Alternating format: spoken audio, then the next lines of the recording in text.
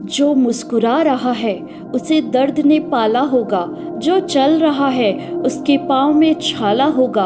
बिना संघर्ष के इंसान चमक नहीं सकता, जो जलेगा उसी दिए में उजाला होगा। संघर्ष से क्यों बचे, संघर्ष से, संघर्ष ही तो जीवन की आत्मा है। जितना कठिन संघर्ष होगा उतनी ही शानदार जीत होगी। आज मैं आपको एक ऐसी मोटिवेशनल स्टोरी सुनाने जा रही हूँ जिससे आपको सच में एहसास होगा कि संघर्ष ही जीवन है। एक बार एक किसान भगवान से बहुत ही नाराज़ हो गया। किसान बहुत मेहनती था, बहुत मेहनत से वह खेतों में अनाज उगाता, उसकी देखभाल करता। वह अक्सर उसकी फसल खराब हो जाती, कभी सूखा पड़ जाता, कभी बाढ़ आ जाती, कभी तेज धूप में, कभी आंधी, कोई ना कोई कारण बन ही जाता और उसकी फसल खराब हो जाती।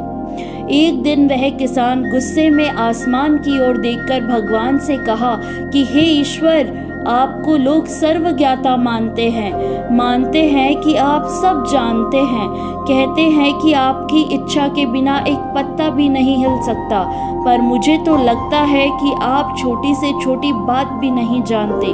आपको तो ये भी नहीं पता कि खेती बाड़ी कैसे करते हैं। अगर आप जानते होते तो हर समय बाढ़, आंधी और तूफान आते हैं, वो कभी नहीं आते। आप नहीं जानते कि कितना नुकसान उठाना पड़ता है हम किसानों को। यदि आप मेरे हाथ में यह शक्ति दे दे कि जैसा मैं चाहूँ वैसा मौसम कर दूँ, फिर आप देखना कि मैं अन्न के भंडार लगा दूंगा। भगवान इस इंसान के तीखे वाक्य सुनकर मुस्कुरा रहे थे और वह किसान के सामने प्रकट होकर बोले कि मैं आज से तुझे यह शक्ति देता हूँ कि तुम अपनी खेतों पर तुम्हारी जैसी इच्छा हो वैसा मौसम कर दो। मैं बिल्कुल भी दखल नहीं दूंगा, तुम्हारी इच्छा से सब कुछ होगा। किसान बहुत खुश हो गया। किसान ने गेहूं की फसल अपनी खेतों में बोई। जब उसे लगा कि खेतों को धूप चाहिए तो खेतों को धूप मिले, जब पानी बरसना चाहिए तभी पानी बरसा। आंधी, तूफान, बाढ़ कुछ भी उसने अपने खेतों में नहीं आने दिया। किसान के खेत में इस वर्षा में ऐसी फसल हुई जैसी कभी भी नहीं हुई। हरी भरी लहराती फसल, मन ही मन वह बहुत खुश हो गया और सोचने लगा, अब सबूत के साथ दिखाऊंगा भगवान को कि इसे कहते हैं शक्ति का सही उपयोग।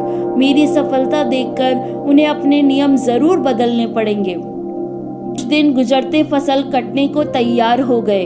किसान बहुत उत्सुक के साथ फसल को काटने लगा, पर जैसे ही उसकी नज़र गेहूं की बालियों पर गया तो उसने अपना सिर पीटने लगा और रोने और चिल्लाने लगा। गेहूं की एक भी बाली के अंदर गेहूं का दाना ही नहीं था। सारी बालियां अंदर से खोखली थी। किसान बहुत दुखी हो गया।